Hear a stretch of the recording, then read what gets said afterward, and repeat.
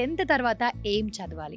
ఎంపీసీకి వచ్చేటప్పటికి చాలా ఆపర్చునిటీస్ అండి. హ్మ్. సో ఇందులో రిస్క్ అంటే ఏమీ లేదు. హ్మ్. పిల్లలు హ్మ్. రెడీ అవ్వకపోతే సీఈసీ చాలా మంది ఈజీ అంటారు సార్. నేను చదువుకున్నప్పుడు కూడా సీఈసీ ఈజీ అని చెప్పి చాలా మంది అన్నారు. మరి ఇది ఏంటి సార్? ఇక సిఈసి విషయానికి వచ్చేటప్పటికి ఇక్కడ ఉన్నటువంటి ఆపర్చునిటీ, హ్మ్. నాకు ఎంపీసీ రాలేదు, సైన్స్ రాదు, హ్మ్. బైపీసీ ఇంట్రెస్ట్ లేదు, సో నాకు మ్యాథ్స్ రాదు కాబట్టి ఎంఈసీ తీసుకోను, సిఈసి మాత్రమే. నమస్తే, welcome to prime 9 study point. ఈ రోజు టాపిక్ ఏంటంటే ద మెయిన్ టాపిక్ అని చెప్పొచ్చు. ఎందుకంటే 10th తర్వాత ఏం చదవాలి? ఇది చాలా మంది మైండ్‌లో ఉండే క్వెషన్. మరి 10th తర్వాత తీసుకునే అది గ్రూపే మన లైఫ్ మార్చేస్తుంది అని చెప్పి చాలా మంది చెప్తూ ఉంటారు. మరి అసలు దీనికి సొల్యూషన్ ఏంటి? ఎలా చూజ్ చేసుకోవాలి? ఒక స్టూడెంట్ ఎలా డెసిషన్ తీసుకోవాలని చెప్పేసి డిస్కస్ చేయడానికి మనతో పాటు ఉన్నారు ఎన్‌బీవి సుబ్బారావు సార్. ముందుగా వెల్కమ్ సార్. నమస్తే అండి, సార్ బాగున్నారా? బాగున్నా అండి. అయితే ఏంటంటే, ఇప్పుడు 10th తర్వాత చాలా మంది ఏం చదవాలి అని చెప్పేసి చాలా క్లమ్జీ అయిపోయి ఉంటారు. కొంతమంది ఒక్కొక్క రకంగా ఒక్కొక్క డెసిషన్ తీసుకుంటారు. మరి 10th తర్వాత గ్రూపే లైఫ్‌ని మార్చేసేదంట. మరి ఏంటి దీనికి అర్థం? ఎలా ఇది తీసుకోవాలంటారు? కూడా నాకు చాలా ఇంట్రెస్టింగ్ టాపిక్. హ్మ్. హ్మ్. ఎందుకంటే చాలా మంది పేరెంట్స్ హ్మ్.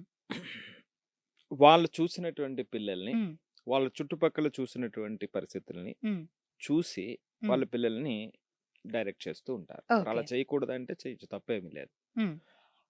ఏదైతే కేసెస్‌ని మీరు చూస్తున్నారో అవును సార్.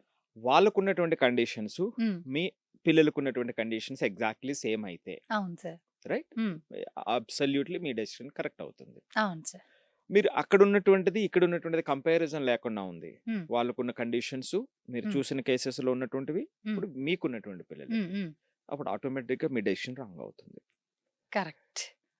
మన దగ్గర ఉన్న స్పెషాలిటీ హ్మ్. ఏమిటంటే, మనం ఈ స్టూడెంట్స్ యొక్క జర్నీస్ హ్మ్.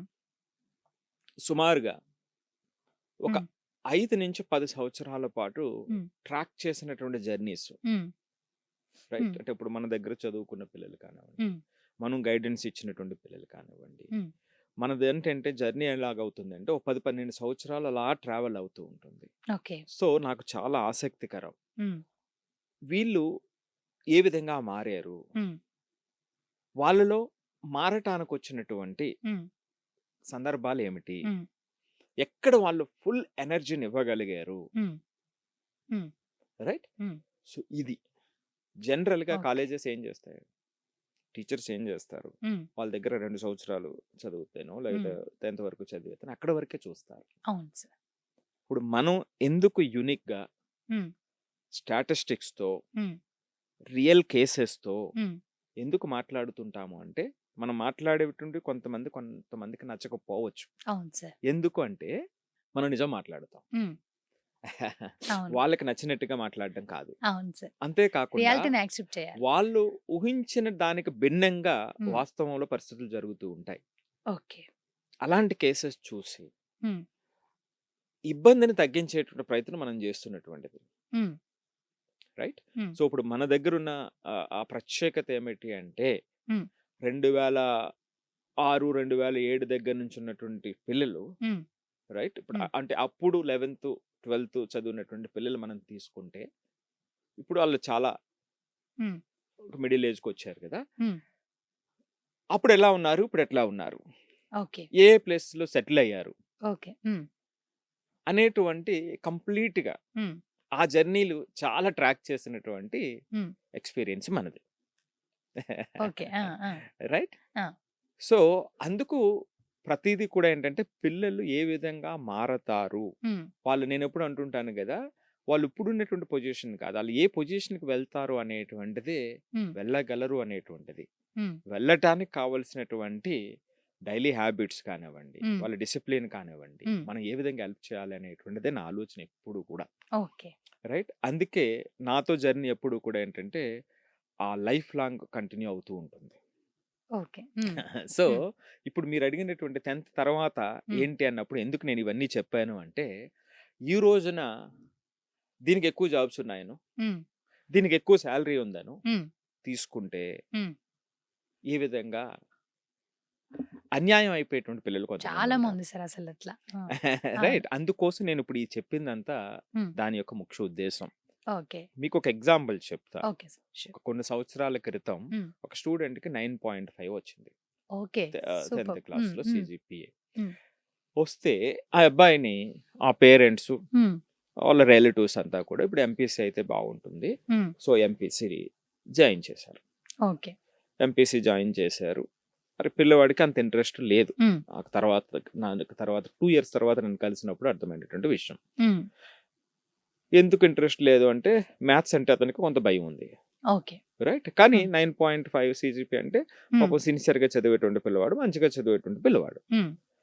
సో, ఇంట్రెస్ట్ లేనటువంటి సందర్భంలో అతనేమో చెప్పలేనటువంటి పరిస్థితి. ఒకవేళ చెప్పినా సరే హ్మ్. అంటే అతను బైపీసీ తీసుకుందాం అని అనుకునేటప్పుడు హ్మ్. లేదు లేదు అది కాదు అనేటువంటిది హ్మ్. వాళ్ళు దాన్ని రూల్డ్ అవుట్ చేసి ఎంపీసీ జాయిన్ చేశారు. ఓకే. ఎంపీసీ జాయిన్ అయిన తర్వాతట హ్మ్. 2 ఇయర్స్‌లో కూడా మ్యాథ్స్ వచ్చేటప్పటికి స్ట్రగుల్. ఓకే. దాన్ని అంటే ఆ కోప్ అప్ మెకానిజం అతనికి ఓకే. ఇవ్వలేకపోయారు. హ్మ్. అంతే కదా! హ్మ్. సో, మ్యాథ్స్ అంటే స్ట్రగుల్. హ్మ్. సో, ఎప్పుడైతే మ్యాథ్స్ స్ట్రగుల్ అయిందో ఫిజిక్స్ కూడా కొంచెం కొంచెం దూరం అయింది. Correct sir. సో, ఈ రిలేటెడ్‌గా ఉంటాయి. విధంగా 2 సంవత్సరాల జర్నీ ఏమైందంటే కంప్లీట్‌గా చివరికొచ్చేటప్పటికి ఇటు జేఈఈ ర్యాంక్ రాలేదు. హ్మ్. ప్రైవేట్ యూనివర్సిటీలో ఎక్కడ మంచిగా డిస్కౌంట్ హ్మ్. ర్యాంక్ రాలేదు. హ్మ్. అట్లాగే బిట్‌సాట్ అనేటువంటి అలాంటివేమీ లేవు. ఓకే. ఎంసెట్ రాలేదు. హ్మ్. ఇక బోర్డ్‌కొచ్చేటప్పుడు కూడా చాలా అంటే అతనికున్నటువంటి లెవెల్ కాకుండా హ్మ్. చాలా తక్కువ మార్కులు రావటం జరిగింది. ఓకే. మీరు చూసిన అబ్బాయి. సో, 2 ఇయర్స్ తర్వాత నా దగ్గరికొచ్చినప్పుడు ఎందుకు నాన్న ఏమైంది అసలు ఏమిటి అనేటప్పుడు నాకు మ్యాథ్స్ అంటే కష్టం అండి. బట్ హ్మ్. బయాలజీ అంటే నాకు చాలా ఇష్టం. మరి పేరెంట్స్‌కి చెప్తే అయిపోవు. రైట్. ఆ! సో, అంటే జరిగినటువంటి ఆ! పరిస్థితి అది. ఆ! ఇప్పుడేమన్నా నేను నీట్ రాయటానికి అవకాశం ఉంటుందా? బయాలజీ చదవటానికి అవకాశం ఉంటుందా? అని అతను అడిగితే నాకు చాలా బాధ అనిపించింది. ఓకే. రైట్. సో, మరి జరిగిపోయినటువంటి ఇన్ని సంవత్సరాలు ఎక్కడికైనా తీసుకురాగలం. అవును సార్. రైట్. కానీ పిల్లవాడు మంచివాడే. హ్మ్. కానీ అతనికి ఉన్నటువంటి సామర్థ్యం ఉన్నటువంటి పిల్లవాడు. హ్మ్. మరి ఆ సామర్థ్యం ఏమైంది? ఉపయోగం లేకుండా పోయింది కదా! అవును సార్. హ్మ్. రైట్. హ్మ్. సో, అలాగని పేరెంట్స్ తీసుకున్నటువంటి నిర్ణయం తప్పా అంటే వాళ్ళు జనరల్‌గా ఆళ్ళు తీసుకున్న నిర్ణయం తప్పు కాదు. హ్మ్. ఎందుకంటే ఎంపీసీకున్న ఆపర్చునిటీస్ వేరే. అవును సార్. బైపీసీలో సెటిల్ కాకపోతే హ్మ్. ఆపర్చునిటీస్ ఇక్కడ తగ్గుతాయి కరెక్ట్. కరెక్ట్. రిలేటివ్‌గా. హ్మ్. రైట్. అదే ఎంపీసీకొచ్చేటప్పటికి ఉన్నటువంటి ఆపర్చునిటీ చాలా ఎక్కువుంటాయి. హ్మ్. సో, వాళ్ళ మాట కరెక్టే. హ్మ్. కానీ అది ఈ అబ్బాయికి అప్లికేబుల్ అవుతుందా లేదా? లేదా ఓకే. ఈ అబ్బాయికి అప్లై చేయాలంటే హ్మ్. తీసుకోవాల్సిన జాగ్రత్తలేమిటి? ఓకే. ఇవి 2 మిస్ అయ్యారు. ఓకే. అర్థమవుతుంది కదా నేననేది? కరెక్ట్. కరెక్ట్. సో, నేనేమిటంటే అబ్రప్ట్‌గా చెప్పట్లేదు. సమాజం అనేటువంటిది రకరకాల పీపుల్ యొక్క కలయికిది. అవును. అందరూ కావాలి ఇందులో.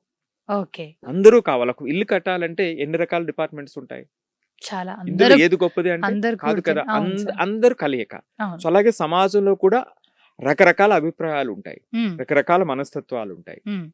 రైట్. హ్మ్. సో, ఈ డిఫరెంట్ పీపుల్ యొక్క కలయిక. ఎవరి పాత్ర ఆళ్ళకే ఉంటుంది. హ్మ్. సో, ఎప్పుడైతే ఆ పాత్రని హ్మ్. నేను హ్మ్. ఆనందిస్తూ ఉన్నానో, దాన్ని గౌరవిస్తూ ఉన్నానో, హ్మ్. నేను చేసే జర్నీ వేరేగా ఉంటుంది. కరెక్ట్. కదా! హ్మ్. సో, ఇక్కడ వీళ్ళనుకున్నటువంటి దాంట్లో ఎంపీసీ అనేటువంటిది నంబర్ ఆఫ్ ఆపర్చునిటీస్ నిజం. హ్మ్.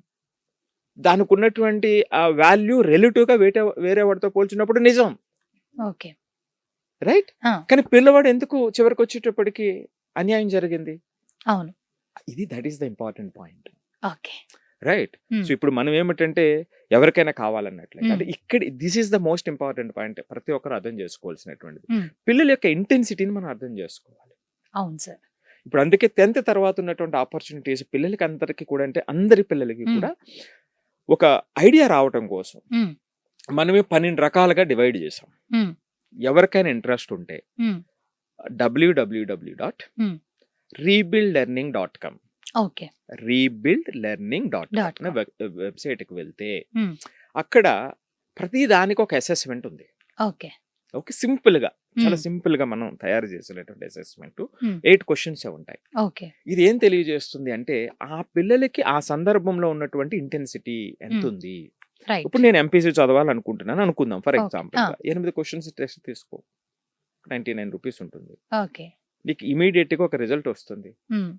లేదా అప్పటికి నువ్వు నీ ఇంటెన్సిటీ తక్కువ ఉందనుకుందాం. హ్మ్. అప్పటికి నువ్వు అది చేయాలనుకున్నట్లయితే హ్మ్. నువ్వు ఏం చేయాలో అనేటువంటి ఒక మార్గం ఉంటుంది అందులో. హ్మ్. లేదు నేను లాకి సంబంధించినటువంటి చదవాలనుకుందాం. హ్మ్. అసలు ఆ ఇంటెన్సిటీ ఎంతవరకు ఉంది? అవును. ఎందుకంటే ప్రతి విషయాన్ని అబ్జర్వ్ చేయటం. హ్మ్. హ్మ్. దాంట్లో ఉన్నటువంటి లోపాలను తెలుసుకోవటం. హ్మ్. దాంట్లో అక్కడ జరగాల్సినటువంటి జస్టిస్ ఏమిటి? హ్మ్. ఎవరి వల్ల ఈ లోపం వచ్చింది? హ్మ్. ఈ రకమైనటువంటి ఆలోచన ధోరణి ఉందనుకోండి పిల్లల్లో, రైట్? సో ఆర్గ్యుమెంట్ ధోరణి ఉందనుకోండి, ఆర్గ్యూ చేయటం, ఒక రైట్ పాయింట్తో ఆర్గ్యూ చేయటం, రైట్? అవతల వాడికి ఆలోచించేటువంటి దానిలో రివర్స్లో అందులో ఉన్నటువంటి లోపాన్ని కానివ్వండి, అందులో ఉన్నటువంటి స్ట్రెంగ్త్ని కానీ అర్థం చేసుకుని మాట్లాడేటువంటి ఆ నేచర్ ఉందనుకోండి ఆ పిల్లల్లో, కరెక్ట్. ఆ పరిస్థితి వేరే ఉంటుంది.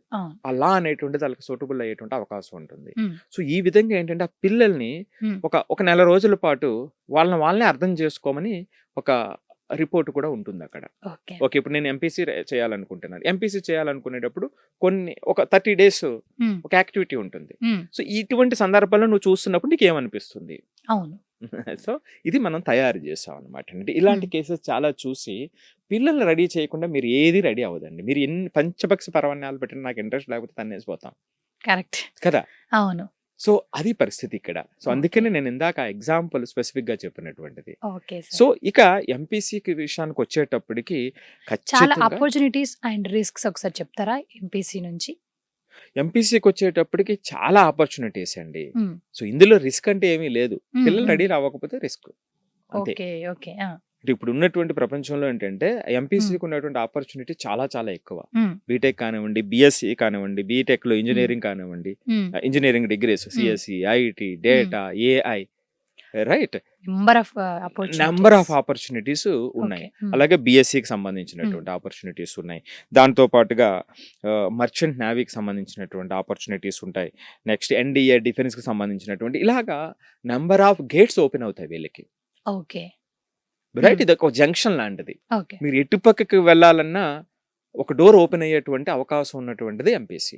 రైట్. కానీ మీరు అన్నట్టుగా ఏంటి ఛాలెంజెస్ ఏమిటి అంటే సాధిక, పిల్లవాడికి ఇంట్రెస్ట్ లేకపోతే, కరెక్ట్, పిల్లవాడికి చిన్నప్పటి నుంచి మ్యాథమెటిక్స్ స్కిల్స్ తక్కువ లాజిక్ ఉన్నాయనుకోండి, మైండ్ కొంచెం లేకపోతే కూడా. మ్యాథమెటిక్స్ స్కిల్స్ తక్కువ ఉన్నాయనుకోండి, సో దాన్ని కొంచెం మనం రెడీ చేయటం, ఓకే, సో ఎక్స్ట్రా క్లాసెస్ పెట్టడం కాకుండా పిల్లలకి రెడీ చేసి పంపడం అనేటువంటిది ఇంపార్టెంట్. ఓకే. సో నేనేమిటంటే వాళ్ళు సీరియస్ గా చదవటం మొదలు పెడితే మార్పు వస్తుంది. ఆ మార్పు రావటం అనేటువంటి దానికి వాళ్ళు ఇంట్రెస్ట్ రావాలి ఫస్ట్. దానికి ఏది క్రియేట్ చేసాం అనేటువంటిది ఇంపార్టెంట్. అదే పెద్ద ఛాలెంజ్. కరెక్ట్. ఇప్పుడు అది పెద్ద గొప్పదైనా సరే వాడికి ఇంట్రెస్ట్ లేకుండా వెళ్తే అక్కడ ఉపయోగం లేకుండా పోతుంది. అవును సార్. సో ఇక్కడ ఏంటంటే మీకు ఒక చిన్న డేటా చెప్తాను. ఏఐ అండ్ డేటా సైన్స్ కి సంబంధించి ఇప్పుడు మనం బాగా ఎక్కువ వింటూ ఉంటాం. ఒక రిపోర్ట్ చెప్తా. నాస్కామ్ రిపోర్ట్ ఏం చెప్తుందంటే ఇండియాలో ఏఐ ప్రొఫెషనల్ డిమాండ్ 2026 రిపోర్ట్ లో 40% పర్ ఇయర్ గ్రోత్ ఉంది. ఓకే. ఇది మామూలు సాధారణమైన విషయం కాదు. జనరల్ గా 5%, 10%, 15%, మా అయితే 20% అంటాం. 40% గ్రోత్ ఉంది అని రిపోర్ట్ చెబుతుంది. హైదరాబాద్ లోనే ప్రత్యేకించి 200 పైన ఏఐ ఆపరేటెడ్ కంపెనీస్ ఉన్నాయి. ఓకే. రైట్? సో ఇది చాలా చాలా ఇంట్రెస్టింగ్ ఇదన్నమాట అండి. సో కాబట్టి ఎంపీసీ చదవడంతో పాటుగా అడ్వాన్స్డ్ కోర్సెస్ లో ప్రావీణ్యం సంపాదించగలిగినప్పుడు ఏమవుతుందంటే ఫస్ట్ 5 years లోనే చాలా పీక్ స్టేజ్కి వెళ్ళేటువంటి ఆపర్చునిటీస్ మనం చాలా వరకు మొన్నటి వరకు చాలా చాలా చూసాం ఈ రోజుల్లో. ఇప్పుడు ఉన్నటువంటి న్యూ టెక్నాలజీ అంటే నిన్నటిది కాకుండా న్యూ టెక్నాలజీని అడాప్ట్ చేసుకుని వెళ్ళేటప్పుడు దీని ఆపర్చునిటీ దేంతో మ్యాచబుల్ కాదు. రైట్. సో కాకపోతే ఇక్కడ ఏమిటంటే ఇక్కడ ఛాలెంజ్ ఏమిటంటే కాంపిటీషన్. ఓకే. అంటే ఎంపీసీ తీసుకున్న తర్వాత ఇక్కడ ఏమవుతుంది అంటే అజేఈ అని ఈ కోచింగ్ క్లాసెస్ ఏదైతే ఉన్నాయో అక్కడే ఆ కాంపిటీషన్లన్నీ వీళ్ళు నలిగిపోయి వీళ్ళు పూర్తి సామర్థ్యం లేక ఆగిపోతారు. అవును సార్. అది పెద్ద ఛాలెంజ్. దాన్ని తట్టుకుని ముందుకు తీసుకెళ్లేటువంటి విధంగా మనం వాళ్ళని రెడీ చేయగలిగితేనే. లేకపోతే నేను ఇందాక ఒక ఎగ్జాంపుల్ చెప్పాను కదా, ఎంపీసీలో జాయిన్ చేసాము, ఆ పిల్లవాడి చివరికి వచ్చేటప్పటికి దేంట్లోనే రాకుండా పోయినటువంటి పరిస్థితి. అవును సార్. సో దాన్ని మనం జాగ్రత్త తీసుకోవాల్సినటువంటి అవసరం ఉంటుంది. సో అలాగే ఏ అండ్ ఆటోమేషన్ వరల్డ్ కాబట్టి కొత్త టెక్నాలజీని ఎంత తొందరగా మనం అర్థం చేసుకుని దాంట్లో ప్రావీణ్యం సంపాదించడం అనేటువంటిది అంత సక్సెస్ కూడా అవుతారు. Okay sir. మరి బైపీసీ విషయానికి వస్తే మరి ఓన్లీ ఎంబీబీఎస్ దారి అంటారా, లేకపోతే ఇంకేమైనా స్కోప్ ఉందా బైపీసీ వాళ్ళకి? అక్కడ కూడా ఉంటుందండి. ఓకే. సో ఇక్కడ ఎప్పుడు కూడా ఏమిటంటే ఇప్పుడు బైపీసీ ఎంబీబీఎస్ అది ట్రూత్ ఏమిటి, 23 లక్షల మంది రాస్తే ఒక 50,000 చిల్లర 53,000 గవర్నమెంట్ సీట్స్, 50,000 చిల్లర ప్రైవేట్ సీట్స్ ఉన్నాయి, కొంచెం అటు ఇటుగా. రైట్? సో మరి మిగిలిన వాళ్ళ సంగతి ఏమిటి? అవును. రైట్. హ్మ్. సో అక్కడ ఏమిటంటే సరే అంటే నేను చూసిన దాంట్లో ఎక్కువ బైపీసీ అంటే ఓన్లీ డాక్టర్ తప్ప వేరే స్కోప్ లేకపోయేసరికి ఎంపీసీ అంటే కూడా కొంచెం ఎక్కువ స్కోప్ ఉంటుంది. ఏమైనా చేయొచ్చు. సో, బైపీసీ అంటే కొంచెం కష్టం లేదు కదా! లేదు సాధిక, మీరు అంటున్నది ఏమిటంటే ఎంబీబీఎస్ తప్ప ఏమిటి అనేది. అవును. రైట్.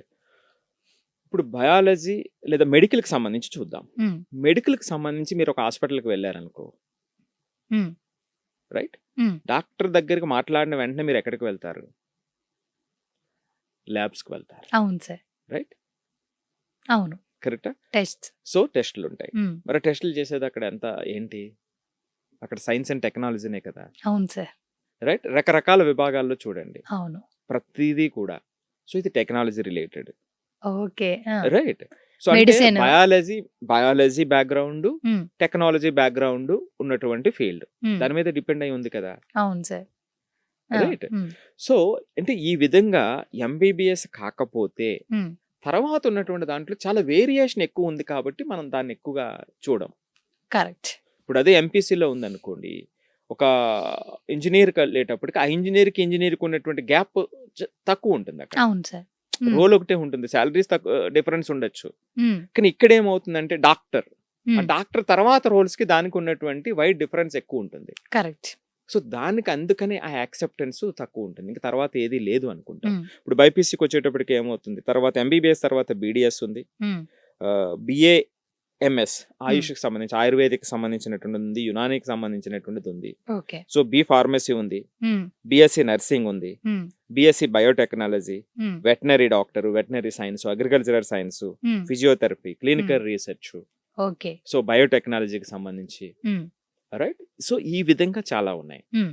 అంతేకాకుండా దీంట్లో హాస్పిటల్ మేనేజ్మెంట్ ఒకటి ఉంటుంది. నేను ఎప్పుడు జనరల్గా చెప్తూ ఉంటాను ఆ ఇంట్రెస్ట్ ఉన్నటువంటి వాళ్ళకి. హ్మ్. సో మెడికల్ దాంట్లోనే ఉండాలి మనం అనుకునేటప్పుడు హాస్పిటల్ మేనేజ్మెంట్ కోర్సెస్ ఉంటాయి. ఓకే. హై రెప్యూటెడ్ దాంట్లో హాస్పిటల్ మేనేజ్మెంట్ కోర్సెస్ మనం చేసినప్పుడు ఏమవుతుందంటే రాబోయే రోజుల్లో వాళ్ళకి చాలా మంచి ఆపర్చునిటీస్ వచ్చేటువంటి అవకాశం ఉంటుంది. హ్మ్. హ్మ్. సో దాని తర్వాత ఏమిటి అనేటువంటిది మనం చూడాల్సినటువంటిది అవసరం ఉంటుంది. ఓకే. ఎంబీబీఎస్ కాకపోతే తర్వాత ఏమిటి. హ్మ్. అలాగే బైపీసీ సెటిల్ అవ్వటం అనేటువంటిది కూడా చాలా లాంగ్ ఆ ప్రాసెస్. ప్రాసెస్ చాలా సో సార్. అవును. ఎంబీబీఎస్ అయిపోయిన తర్వాత మరలా ఎండీకి వెళ్ళటం అనేటువంటిది హ్మ్. అది పెద్ద రిగరస్ ప్రాసెస్. హ్మ్. హ్మ్. మరి దాన్ని లవ్ చేయగలగాలి, హ్మ్. ఆ సర్వీస్ ఓరియంటెడ్ గా హార్డ్ ఉండాలి. Work, efforts. హ్మ్. సో అదే సందర్భంలో ఏంటంటే ఇది కార్పొరేట్ ప్రపంచం అయిపోయింది మెడికల్ది కూడా. హ్మ్. సో ఆ పరిస్థితుల్లో అడ్జస్ట్ అవ్వాలి. ఓకే. సో ఇది చాలా ఇంపార్టెంట్. ఓకే. సో ఇక్కడ కాంపిటీషన్ చాలా హెవీ కాంపిటీషన్. హ్మ్. డాక్టర్ కాకపోతే తర్వాత ఉన్నటువంటి ఆపర్చునిటీస్ ఏమిటి, హ్మ్. సో దీంట్లో మనం ఏది చూస్ చేసుకోవాలి హ్మ్. అనేటువంటిది మనం ఫిక్స్ అవ్వకపోతే, హ్మ్. ఎంబీబీఎస్ సీట్ రాకపోతే హ్మ్. అది ఫెయిల్యూర్ కింద మిగిలిపోతుంది. సో హ్మ్. ఇక్కడ plan A, plan B, plan C 3 ప్లాన్లు బైపీసీకి వెళ్ళినటువంటి పిల్లల్ని ఇవ్వగలిగితేనే హ్మ్. వాళ్ళు అదే హ్యాపీనెస్తో హ్మ్. తర్వాత లీడ్ చేసేటువంటి అవకాశం ఉంటుంది. కరెక్ట్. చాలా మంది ఏమవుతారంటే లేకపోతే ఎంబీబీఎస్ హ్మ్. డాక్టర్ హ్మ్. అని కాకపోతే హ్మ్. అట్లీస్ట్ బీడీఎస్ అంటారు. హ్మ్. అది ఓకే. కాకపోతే ఇంకస్సలు ఏదీ లేదు అనేటువంటి పరిస్థితిలో ఉంటుంది. So okay. కాబట్టి ఇక్కడ అది కాకపోతే ఉన్నటువంటి నెక్స్ట్ ఉన్నటువంటి ఆపర్చునిటీస్లో నేను దేన్ని గ్రాప్ చేయాలి అనేటువంటి దాన్ని ముందు రోజు నుంచే హ్మ్. వాళ్ళకి హ్మ్. డిసైడ్ చేయాలి. సూపర్. చేసినప్పుడు ఏమవుతుంది అంటే అది రాకపోయినా అంటే వాళ్ళు హ్మ్. చేసేటువంటి 100% చేయడానికి అవకాశం ఉంటుంది. కరెక్ట్. అది రాని వాళ్ళు ఏమవుతుంది అంటే ఇది లేకపోతే హ్మ్. వాళ్ళు మొత్తం కంప్లీట్‌గా హ్మ్. ఇంక నేను పనికిరాను, ఓకే. ఇంక నా వేస్ట్ అయిపోయింది అనేటువంటి ధోరణిలో ఉంటారు. ఓకే. చాలా బాగా చెప్పారు. మరి సీఈసీ అంటే సార్ బైపీసీ, ఎంపీసీ ఓకే. కానీ సీఈసీ చాలామంది ఈజీ అంటారు సార్. నేను చదువుకున్నప్పుడు కూడా సీఈసీ ఈజీ అని చెప్పి చాలామంది అన్నారు. మరి ఇది ఏంటి సార్ మిస్‌అండర్‌స్టాండింగ్ అంటారా? లేకపోతే నిజంగానే ఈజీ అంటారా? దీనికున్న ఛాలెంజెస్, రిస్క్ ఏంటి అసలు? అంటే అదే చెప్తుంటా. ఆ! ఇప్పుడు బైపీసీ గురించి మాట్లాడామా? హ్మ్. బైపీసీ గురించి మాట్లాడినప్పుడు ఎంబీబీఎస్ రాక హ్మ్. తర్వాత ల్యాబ్స్‌లో జాయిన్ అయ్యి హ్మ్. మంచి పొజిషన్‌కెళ్ళినటువంటి పిల్లలు చాలా మందిని చూసా. హ్మ్. హ్మ్. హ్మ్. ఓకే. దాన్ని ఉపయోగించుకొని. హ్మ్. సో, ఆ విధంగా తర్వాత ఉన్నటువంటి ఆపర్చునిటీని మనం గ్రాబ్ చేసుకోవడం అనేటువంటిది చాలా చాలా ఇంపార్టెంట్. హ్మ్. ఇక సీఈసీ విషయానికొచ్చేటప్పటికి ఇక్కడ ఉన్నటువంటి ఆపర్చునిటీ. హ్మ్. నాకు హ్మ్. ఎంపీసీ రాలేదు, సైన్స్ రాదు, హ్మ్. బైపీసీ ఇంట్రెస్ట్ లేదు. హ్మ్. ఓకే. హ్మ్. సో, నాకు మ్యాథ్స్ రాదు కాబట్టి ఎంఈసీ తీసుకోను, సీఈసీ మాత్రమే హ్మ్. అని ఎక్కువ మంది ఎక్కువ వెళ్తారు. మంది హ్మ్. వీటి మీద ఇంట్రెస్ట్ లేదు కాబట్టి జాయిన్ అయినటువంటి వాళ్ళు అలాగే మధ్య స్థాయిలో ఉండిపోతారు. అవును సార్. ఈజీ అంటారు మళ్ళీ.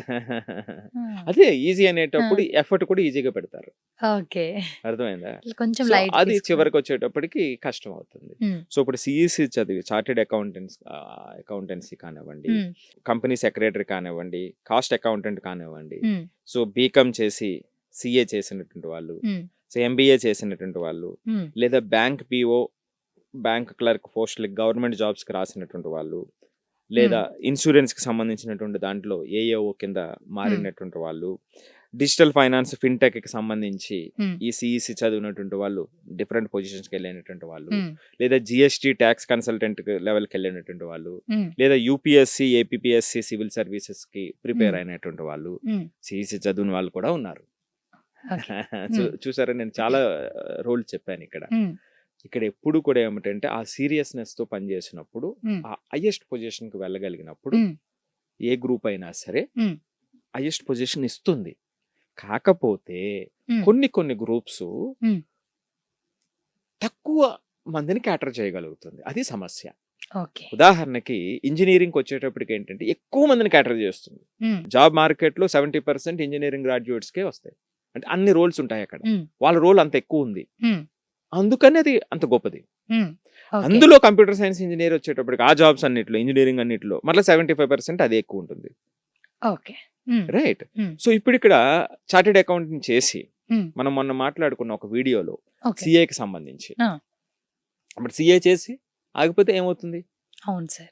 కదా? అవును. నేను 3 లెవెల్‌లో చెప్పాను. ఆ! Junior level, mid level, senior senior. Level. హ్మ్. సో మిడ్ లెవెల్‌కి వచ్చేటప్పటికి ఒక స్పెషలైజేషన్ హ్మ్. మనం తెచ్చుకోగలగాలి. హ్మ్. లేదా సీనియర్ లెవెల్‌కి వచ్చేటప్పటికి హ్మ్. హైయర్ పొజిషన్స్‌కి, లీడర్‌షిప్ పొజిషన్‌కి 15 సంవత్సరాలు అయ్యేటప్పటికి వెళ్ళగలిగినప్పుడు హ్మ్. ఆ పాత్ వేరే ఉంటుంది. సో అందుకని మనం ఏమిటంటే ఇక్కడ చూడాల్సినటువంటిది ఏమిటంటే దేంట్లో అయినా కాంపిటీషన్ అండి. ఆ ఓకే. కాంపిటీషన్‌లో ముందు వరుసలో ఉంటే హ్మ్. అక్కడ ఉన్నటువంటి ఆపర్చునిటీస్ వేరేగా ఉంటాయి. ఓకే. సో అది మనం ఇక్కడ చూడాల్సినటువంటి ఇంపార్టెంట్ విషయం. సో ఇప్పుడు అదే సీఈసీ గురించి మీరు అసలు అంటే అండర్ రేటెడ్‌గా మాట్లాడుతూ ఉంటారు కదా! నేను ఒక ఎగ్జాంపుల్ చెప్తా. హ్మ్. ఒక కేస్ స్టడీ చెప్తా. ఒక అబ్బాయికి మ్యాథ్స్ అంటే చాలా కష్టం. హ్మ్. మ్యాథ్స్ అంటే కష్టంగా ఉంది కాబట్టి హ్మ్. ఇంకా ఇష్టం లేక సీఈసీ తీసుకున్నాడు. హ్మ్. సో సీఈసీ తీసుకున్న తర్వాత హ్మ్. మ్యాథ్స్ మీద ఇబ్బంది వల్ల తీసుకున్నాడు తప్ప అతను మాత్రం ఒక అంటే సీరియస్‌గా ఉండేటువంటి పిల్లవాడు. హ్మ్. సో ఇతను సీఈసీ జాయిన్ అయిన తర్వాత చాలామంది సీఈసీ తీసుకుంటున్నావా అన్నారు. హ్మ్. ఎంకరేజ్ చేయలేదు. హ్మ్. బట్ సీఈసీ తీసుకున్నాడు. ఓకే. కానీ ఆ ఇంట్రెస్ట్ ఉన్నటువంటి పిల్లవాడు కాబట్టి సీఏకి ప్రిపేర్ అయ్యాడు. ఓకే. హ్మ్. సీఏకి ప్రిపేర్ అయ్యాడు. ఫౌండేషన్ చేశాడు, ఇంటర్మీడియేట్ చేశాడు. తర్వాత ఫస్ట్ అటెంప్ట్‌లో సీఏని క్రాక్ చేయగలిగాడు. సూపర్. హ్మ్. రైట్. క్రాక్ చేసిన తర్వాత ఫస్ట్ జాబ్ డిలాయిట్‌లో 9,00,000కి జాయిన్ అయ్యాడు. హ్మ్. సో 9,00,000కి జాయిన్ అయిన తర్వాత అతని ప్రయాణం మొదలైంది. ఓకే. సో అక్కడి నుంచి అదే సీరియస్‌నెస్‌తో పనిచేసుకుంటూ తర్వాత ఒక ఎంఎన్‌సి ఫార్మా కంపెనీకి మారాడు సీనియర్ ఫైనాన్స్ మేనేజర్‌గా. హ్మ్. సో సుమారుగా 20,00,000 ప్యాకేజ్ అక్కడ వచ్చింది. హ్మ్. తర్వాత ఇంకొక 7 సంవత్సరాలకి ఒక ఓకే. మిడ్ సైజ్ మ్యానుఫ్యాక్చరింగ్ కంపెనీలో సీఎఫ్ఓగా జాయిన్ అయ్యాడు. ఓకే. సో అతను సుమారుగా ఇప్పుడైతే హ్మ్. ఒక 60 లాక్స్ వరకు కూడా హ్మ్. సంపాదిస్తున్నటువంటి సీఈసీ సూపర్. పిల్లవాడు. హ్మ్. హ్మ్. రైట్. సో ఈ విధంగా ఇలా కొన్ని ఎగ్జాంపుల్స్ ఉంటాయి. హ్మ్. సీసీ. అర్థమైందా? సో మరి సీఈసీకి సంబంధించే. హ్మ్. కానీ అతను ఎక్కడికక్కడ ప్లాన్ చేసుకుంటూ పర్ఫెక్ట్‌గా పర్ఫెక్ట్‌గా ముందుకెళ్తే ముందుకు వెళ్ళినప్పుడు అతనికి ఉన్నటువంటి పరిస్థితి వేరే. సూపర్. చాలా బా చెప్పారు. సార్ మరి ఎంఈసీ విషయానికొస్తే అండర్ రేటెడ్ అని చెప్పి అంటూ ఉంటారు. సో మరి దీనికి ప్రత్యేకమైన పవర్ ఏంటి అసలు? ఆ! సో ఎంఈసీకి ఉన్నటువంటి ప్రత్యేకమైన పవర్ ఏమిటంటే మ్యాథమెటిక్స్ అండి. ఓకే. హ్మ్. ఆ మ్యాథమెటిక్స్ పోర్షన్ అనేటువంటిది ఇప్పుడు ఇటు ఎకనామిక్స్‌కి సంబంధించి, హ్మ్. కామర్స్‌కి సంబంధించి ఆ ఉన్నటువంటి ఆ కాంబినేషన్ అనేటువంటిది చాలా చాలా ఇంపార్టెంట్. హ్మ్. సో మ్యాథమెటిక్స్‌ని ఏదో ఒక ఎగ్జామ్ కోసం రాస్తే హ్మ్. దానికి రావాల్సినటువంటి ఉపయోగం రాదు తప్ప, హ్మ్. ఆ మ్యాథమెటిక్స్‌ని ఇక్కడ చాలా సీరియస్‌గా తీసుకుంటే హ్మ్. ఇక్కడ ఉన్నటువంటి ఆపర్చునిటీస్ మరింత ప్రత్యేకం. ఓకే. సో దీనికి సంబంధించి ఏమిటంటే సీఏ ఇక్కడ కూడా వెళ్ళొచ్చు. బీఎస్సీ ఎకనామిక్స్, కాకపోతే ఆర్డినరీ యూనివర్సిటీలు కాదు. హ్మ్. ఢిల్లీ యూనివర్సిటీ లాంటి స్థాయిలో ఎకనామిక్ చేయగలిగితే హ్మ్. ఆ పరిస్థితి వేరే ఉంటుంది. హ్మ్. డేటా అనలిటిక్స్, హ్మ్. ఎకనామెట్రిక్స్, హ్మ్. ఇన్వెస్ట్మెంట్ హ్మ్. బ్యాంకింగ్, హ్మ్. సిఎఫ్ఏ, హ్మ్. క్వాంటిటేటివ్ ఫైనాన్సు, అలాగే యూపీఎస్సీ, ఆర్బీఐ, గ్రేడ్, సెబీ ఇలాంటి మ్మ్. ఎగ్జామ్స్, మ్మ్. లేదా ఐఐఎంలో చదవటం. మ్మ్. So, ఇలాగా డిఫరెంట్ పొజిషన్స్ మ్మ్. ఎంఈసీ వాళ్ళకు ఉంటాయి. ఇందులో అందరికీ ఉపయోగపడేటువంటిది ఒక ముఖ్యమైనటువంటి నేను చెప్తా, మ్మ్. చాలా మందికి తెలియనటువంటిది, మ్మ్. మరింత ముఖ్యంగా తెలుగు స్టేట్స్ లో మ్మ్. యాక్చురియల్ సైన్స్ అంటారు. ఓకే. ఓకే. ఆ. సో ఎంఈసీ పిల్లలకు ఉన్నటువంటి ఒక అద్భుతమైనటువంటి అవకాశం. ఈ మ్మ్. మ్యాథ్స్ స్కిల్స్ కూడా బాగా పెంచుకుంటే మ్మ్. ఈ యాక్చురియల్ సైన్స్ ఏమిటంటే, ఈ కోర్స్ ఏమిటంటే, దీనికి సంబంధించి ఒక డిమాండ్ ఉంది, ఒకటి మ్మ్. చెప్తాను. ఇండియాలో 500 కన్నా తక్కువ క్వాలిఫైడ్ యాక్చురియస్ ఉన్నారు. ఓకే. ఈ డిమాండ్ ఏంటంటే థౌజండ్స్ లో ఉన్నారు. మ్మ్. సో దీంట్లో ఏమిటంటే సీనియర్ లెవెల్లోకి వెళ్తే సుమారుగా 40 నుంచి 80 లక్షల ఎల్పి వచ్చేటువంటి అవకాశం ఉన్నటువంటి కోర్స్ ఇది. ఓకే. మ్మ్. దీనికి ఉన్నటువంటి బ్యాక్గ్రౌండ్ ఏంటి? మ్యాథ్స్ బ్యాక్గ్రౌండ్, ఎకనామిక్ నాలెడ్జ్ మ్మ్. పర్ఫెక్ట్ అనమాట అండి యాక్చురియల్ ఫౌండేషన్ కి. ఓకే. ఏంటి అసలు యాక్చురియల్ సైన్స్ అంటే ఏమిటంటే, మ్మ్. యూజువల్ గా ఇప్పుడు మనకి ట్రేడింగ్ కంపెనీస్ ఉంటాయి, ఇన్సూరెన్స్ కంపెనీస్ ఉంటాయి, బ్యాంక్స్ ఉంటాయి, పెన్షన్స్ ఉంటాయి, మ్మ్. ఫండ్స్ జనరేట్ చేసేటువంటి కంపెనీస్ ఉంటాయి, అదే ఓకే. ఫండింగ్ చేసేటువంటి కంపెనీస్ ఉంటాయి. వీళ్ళందరికీ కూడా ఏమిటంటే ఆ మ్యాథమెటికల్ స్కిల్స్ తో ఆ ప్రొజెక్షన్స్ కావాలి. ఓకే. అంటే ఇన్సూరెన్స్ కంపెనీస్ కి, మ్మ్. ట్రేడింగ్ కంపెనీస్ కి, okay. So coming 1 year, 2 years, మ్మ్. 3 years, 5 years మ్మ్. ఆ ప్రపోజల్స్, మ్మ్. అక్కడ ఉన్నటువంటి డేటాని మ్మ్. ఎనలైజ్ చేయటము, మ్మ్. డేటాని ఫ్యూచర్ కి ప్రొడక్ట్ చేయటం, మ్మ్. ఇలాంటి ఫ్యూ రోల్స్ ఉంటాయి అన్నమాట అండి మ్మ్. వీళ్ళు. సో ఇవి చాలా చాలా డిమాండింగ్ ఉన్నటువంటిది రాబోయేటువంటి రోజుల్లో. మ్మ్. సో దానికి శాలరీస్ అది కూడా అంతే గొప్పగా ఉంటాయి. సో కాకపోతే దీనికి ఏంటంటే ఇటు మ్యాథమెటిక్స్, అటు ఎకనామిక్స్, మ్మ్. ఈ రెండింటి యొక్క కాంబినేషన్ అనేటువంటిది చాలా చాలా ఇంపార్టెంట్. ఓకే. సో ఇదొక ఇంపార్టెంట్ ఎమర్జింగ్ కోర్స్ అన్నమాట అండి, యాక్చురియల్ సైన్స్. ఓకే. ఇంట్రెస్ట్ ఉన్నటువంటి వాళ్ళు బాగా దీని మీద రీసెర్చ్ చేయొచ్చు, ఎంఈసీ వాళ్ళు. ఓకే. రైట్. సో ఈ విధంగా చాలా అంటే కనిపించిన డైమండ్స్ చాలా ఉంటాయి. ఓకే. ఆ కాంబినేషన్ ఇంపార్టెంట్. అందుకే ఇప్పుడు ఉన్నటువంటి దాంట్లో ఇంటర్ డిసిప్లినరీ అనేటువంటిది చాలా చాలా ఇంపార్టెంట్. ఓకే. ఎప్పుడైనా ఇదివరకు ఏంటంటే ఎకనామిక్స్ అవును. ఇదంతా ఇది వేరే, అవును మ్యాథ్స్ సార్. సంబంధించింది వేరే. ఈ అవును. కాంబినేషన్ అనేటువంటి భవిష్యత్తుకి చాలా చాలా ఇంపార్టెంట్. అంటే ఈ రైట్. Trading right. కంపెనీస్ కి, ఇన్సూరెన్స్ కంపెనీస్ కి, మ్మ్. సో ఇలాంటి రోల్స్, మ్మ్. అలాగే ఆర్బీఐకి మ్మ్. సంబంధించినటువంటి రోల్స్ ఉంటాయి మ్మ్. ఈ కాంబినేషన్ తో. మ్మ్. అవి ఒక డిఫరెంట్ లైఫ్ ని ఇస్తాయి అన్నమాట అండి. ఓకే. సరే, ఇప్పుడు ఒక స్టూడెంట్ 5 minutes లో కోర్సు డిసైడ్ చేసుకోవాలంటే ఎలా అంటారు మీ మాటల్లో చివర్లో? సో ఇక్కడ గ్రూప్ అనేటువంటిది డోర్ ఓపెనర్ అండి, మ్మ్. అంతే. సో ప్రిజన్ కాదు. ఓకే. అర్థమైంది కదా నేను అనేది? సో అర్థమైంది. అది డోర్ ఓపెనర్, అది అది అంతే. అది ఒక ప్రిజన్ కాదు. ఓకే. సో ఇక్కడ ఏమిటంటే సిఎస్సి స్టూడెంట్ ఐఏఎస్ అవ్వచ్చు, ఎంపీసీ స్టూడెంట్ సిఏ కావచ్చు. ఎవరైనా ఇదేనా అవ్వచ్చు. హా. మ్మ్. సో ఇక్కడ మనం ఆలోచించాల్సినటువంటిది ఏమిటంటే పిల్లల యొక్క ఇంట్రెస్ట్, ఓకే. ఇంటెన్సిటీ, మ్మ్. అది చాలా చాలా ఇంపార్టెంట్. డిటర్మినేషన్. సో ఈ రెండు ఇవి ఉన్నప్పుడు ఏమవుతుందంటే వాళ్ళు చేయగలిగినంత చేస్తారు, నేర్చుకోగలిగినంత నేర్చుకుంటారు. ఓకే. ఇప్పుడు ఉన్నటువంటి ప్రపంచంలో ఇదంతా కూడా ఇంటర్ డిసిప్లినరీ వరల్డ్. ఓకే. ఒక రంగాన్ని ఇంకొక రంగంతో మ్మ్. కలిపి మనం ఏ విధంగా ముందుకు వెళ్ళగలము, మ్మ్. ఉన్నటువంటి సమస్యలకి సొల్యూషన్ సాధించగలము అనేటువంటి దాన్ని మ్మ్. ఇన్కల్కేట్ చేసినప్పుడు వాళ్ళ లైఫ్, వాళ్ళ మ్మ్. యొక్క జర్నీ ఇండెఫినెట్ అవుతుంది. ఓకే. సో యూనిక్ అంటే ఒకటి కాదు, మ్మ్. ఒక కరెక్ట్. దారే కాదు. So correct. అలాంటి ప్రపంచంలో మనం ఉన్నాం. మ్మ్. సో కాబట్టి ఇప్పుడు ఏంటంటే కొన్ని మనకి సమయాభావం వల్ల కొన్ని మాత్రమే మనం మాట్లాడాము. మ్మ్. సో ఇట్లాగేమిటంటే ఒక 12 రకాలు మ్మ్. డివిజన్స్ మనం చెయ్యొచ్చు. ఓకే. సో లాకి సంబంధించినటువంటిది మ్మ్. ఉంది. మ్మ్.